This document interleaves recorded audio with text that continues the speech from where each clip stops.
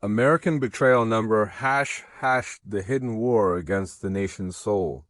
There are stories that history tries to forget. Stories buried, not in secrecy, but in shame. Stories that, when unearthed, reveal not only what happened, but who we became. This is one of those stories. The story of a betrayal. So deep that it reshaped the very character of a nation and the conscience of its people. Diana West called it the secret assault on our nation's character. But what she really uncovered was the architecture of self-deception, the slow corrosion of truth, disguised as progress, a war not fought with guns or tanks, but with ideas, manipulation, and silence. It begins in the 1930s, a time when America stood uncertain between isolation and intervention, between freedom and ideology. While Europe fell into the grip of totalitarianism, another kind of invasion was quietly taking root inside our own institutions. Not by armies, but by beliefs, by infiltration of thought, by the seduction of moral compromise. Communism was never just a foreign threat. It was an idea designed to infiltrate from within, and through the decades it succeeded. Not by revolution, but by persuasion through universities, journalism, art, and government bureaucracy. It offered an illusion of moral superiority cloaked in compassion and justice, but beneath it lay a ruthless purpose: to undermine the moral foundations of the West, to replace truth with narrative and conscience with obedience. West exposes how the infiltration didn't happen in secret. It happened in plain sight, protected by the arrogance of those who thought they were saving the world, when in truth they were surrendering. She reveals that during World War II, America's political and intelligence elite knowingly partnered with Soviet agents embedded within our own government people, like Alger Hiss, who shaped international policy at Yalta while secretly serving the interests of Moscow. The Cold War that followed wasn't born from misunderstanding. It was the consequence of decades of betrayal, a silent invasion of minds that rewrote the meaning of patriotism, turned skepticism into extremism, and transformed treason into tolerance. Diana West forces us to confront the most painful truth of all, that the greatest victories of subversion are not achieved by conquest, but by consent, by convincing a free people to destroy themselves in the name of virtue and progress. As the book unfolds, it traces the web of influence from Roosevelt's wartime administration to the post-war culture of denial that protected traitors in the name of political unity. She shows how journalists, historians, and politicians became accomplices in a vast rewriting of reality, how truth itself became the first casualty of ideological comfort. This was not just espionage. It was moral engineering, a quiet transformation of the American mind, where the ideals of faith, family, and freedom were gradually replaced by collective guilt, moral relativism, and a hatred of the very civilization that made self-criticism possible. The genius of the betrayal was its subtlety. It didn't destroy America, it redefined it.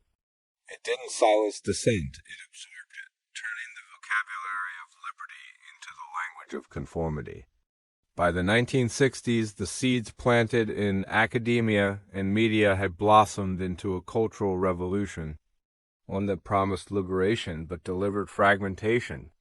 A society intoxicated by rebellion, yet blind to manipulation. Diana West reminds us that history is not just a record of events, it's a reflection of choices. And America chose to forget the evidence that the Soviet apparatus had deeply penetrated our state, departments, and security networks. The revelations of the Venona files decades later confirmed what anti-communists like McCarthy had warned, but by then the damage was cultural, not political. The enemy was no longer at the gate. It was in the classroom, the newsroom, and eventually in the bloodstream of the nation's identity. The betrayal wasn't only political, it was spiritual. A slow surrender of moral clarity replaced by cynicism and convenience. The nation that once stood as the last bastion of free thought began to doubt itself, to believe that its own history was a crime and its founding values a myth. This is the tragedy West exposes with relentless precision.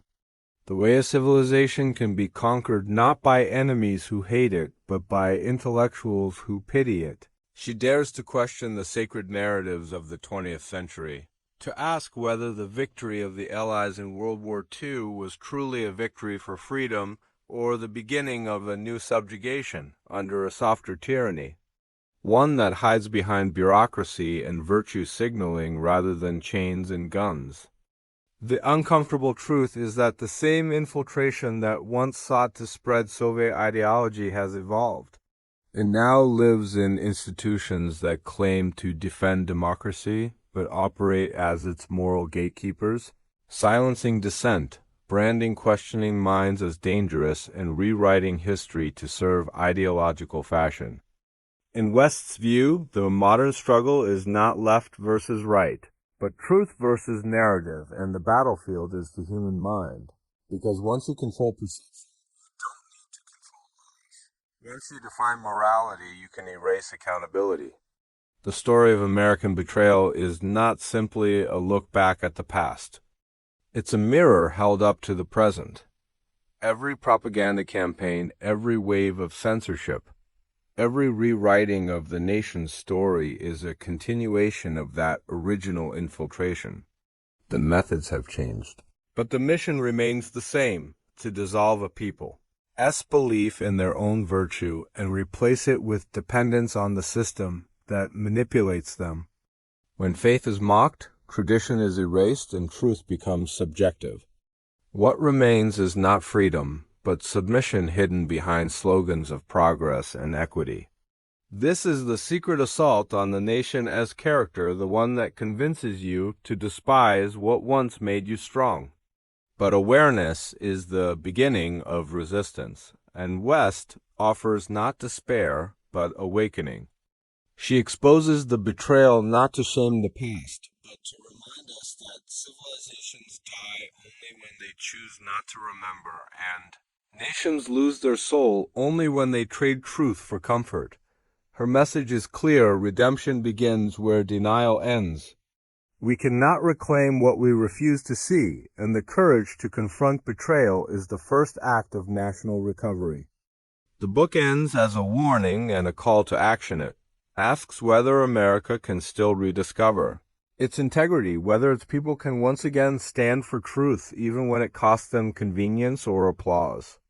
It challenges the idea that modernity must mean moral surrender, and reminds us that the defense of a nation begins not on the battlefield, but in the heart of its citizens. The assault on the nation's character is not a relic of the past.